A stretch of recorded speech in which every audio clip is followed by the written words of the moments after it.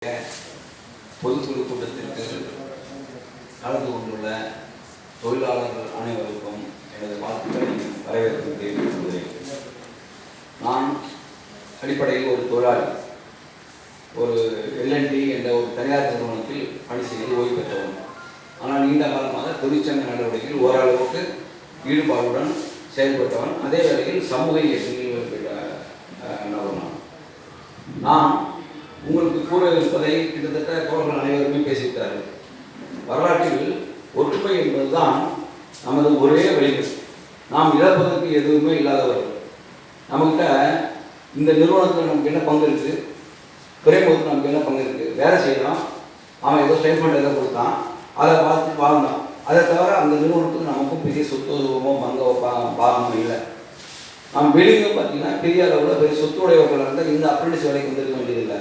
நம்ம வேறு ஏதோ பெரிய வேலைக்கு போயிருப்போம்.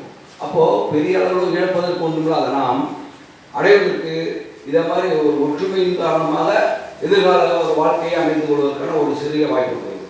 இந்த வாய்ப்பு பற்றி தான் தோழர்கள் பல பேர் பேசினார்கள். இப்போது நம்ம வாழ்கிற இந்தியாவில் வந்து ஒவ்வொரு மனிதனும் உயிர் வாழ்வதற்கு உரிமை, அடிப்படை உரிமைன்னு இருக்கிறார். மனுஷன் உயிர் வாழ்னா என்னென்ன தேவை? முதல்ல உயிர் வாழணும்னா முதல்ல இருக்க இடம் வேணும், உடை வேணும், உண்ண உணவு வேணும். இது மூன்றையும் உறுதி செய்வதற்கு ஒரு நல்ல வேலை வேணும்.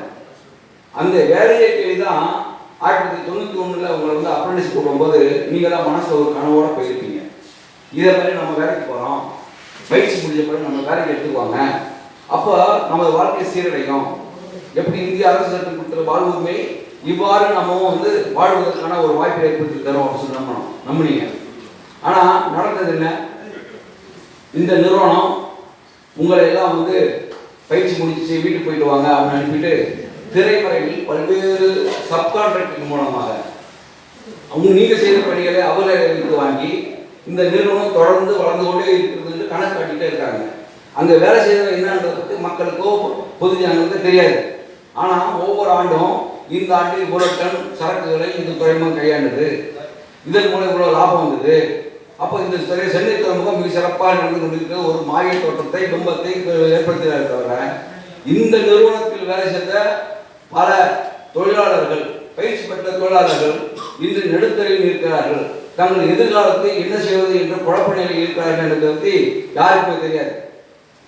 அப்போ அந்த தெரியப்படுத்துறதுக்கு உங்களுடைய ஒற்றுமை அவசியமாக இருக்கு.